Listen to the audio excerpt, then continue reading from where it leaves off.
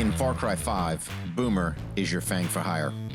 So when 511 called me to have a K9 retriever rifle, they thought they were asking me to do something that was impossible. Fine.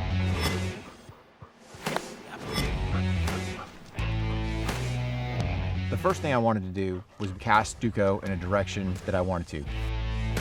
See, I would use my hand as a pointer along his head and give him that direction. On the far end, I'd use an orange cone just to give him a mark that he could identify. On this cone, I would do one of two things.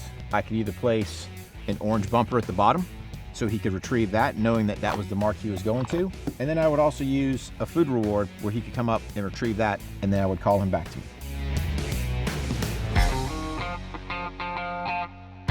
As we progressed, I wanted to remove the bumper out of the equation, so then I swapped over to PVC pipe. What I did was I would tape an end, fill it with dirt, tape the other end.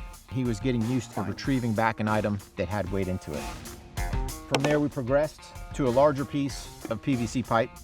At this point, I just put old fire hose on there because I knew that I would have to put fire hose on the rifle to protect his teeth.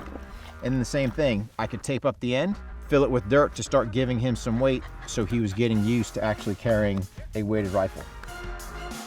And then finally the end state was securing an M4 style, fully weighted carbine. The thing I wanted to make sure was to replicate as close as I could in Far Cry 5, where the dog ends up biting on the receiver portion.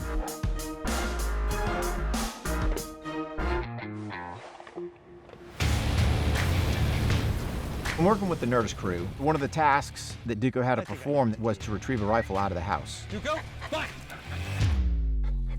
He ended up executing flawlessly. Duco, oust, off.